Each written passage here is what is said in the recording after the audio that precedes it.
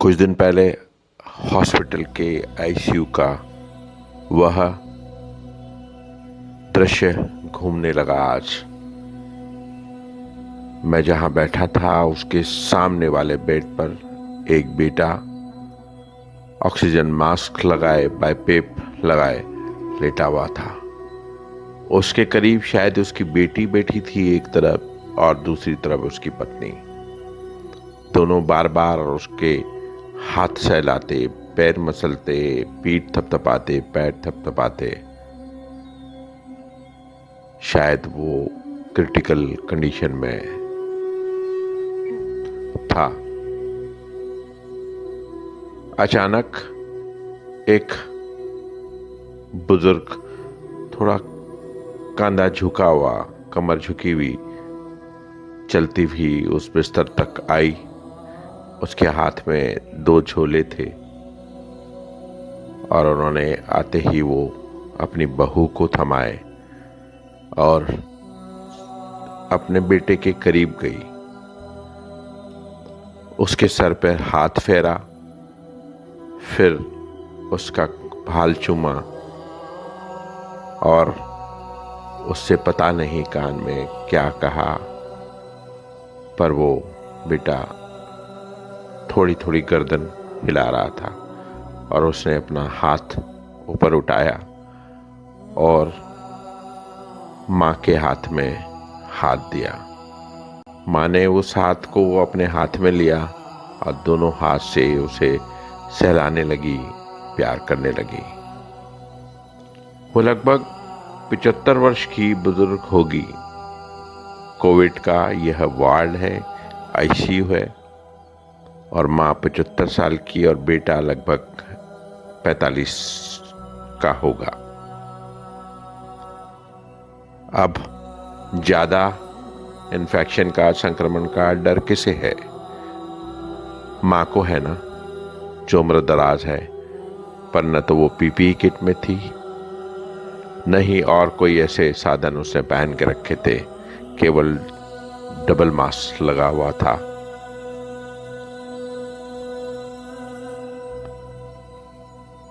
उनकी बहू ने बताया कि हम बहुत मना कर रहे थे इन्हें आने के लिए, हमें तो इनका डर था, इनकी चिंता, पर ये सबसे घर में झगड़ा कर रही थी पिछले 2 दिनों से।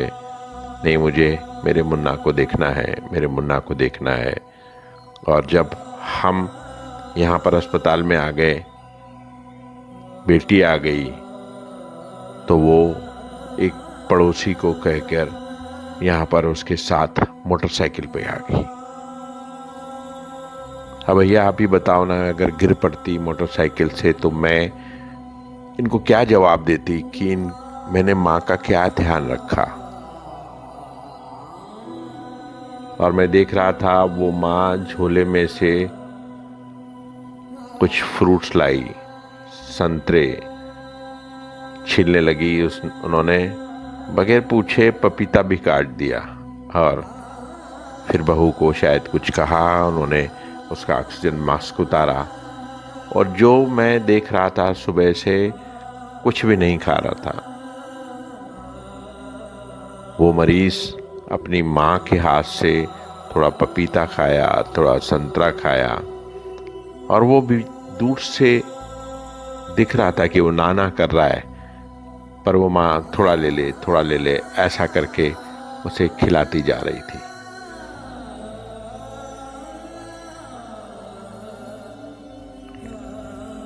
अब ये दृश्य देखें तो बस इससे ज्यादा कोई क्या भाव लाएगा आशीर्वाद का?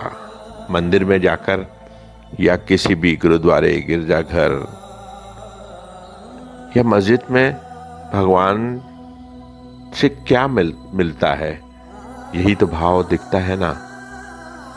तो बस लगा सामने कोई ईश्वर आ गया, भगवान आ गया और अच्छा लगने लगा।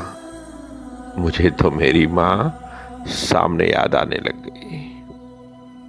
अब मजबूरी कैसी है ना, मैं भी जिस मित्र के बेड के पास बैठा था वो भी क्रिटिकल कंडीशन में था। उसका बेटा छोटा मेरे सामने था और मैं आंसू आते और उन्हें बाहर निकलने की इजाज़त भी नहीं दे सकता था। मैं लगातार उस माँ को देख रहा था जिसे बिल्कुल डर नहीं था कि उसे कोरोना हो जाएगा, कोविड हो जाएगा। इस कोविड वार्ड में बगैर पीपी किट के वह कोविड के सीरियस मरीज के पास बैठी थी। ये साहस केवल और केवल माँ अपने बच्चों के लिए कर सकती है। अपनी जान जोखिम में डाल सकती है, क्योंकि उसकी जान तो वह जो लेटा हुआ है बिस्तर पर, वह है ना। दोस्तों, आज मदर्स डे है।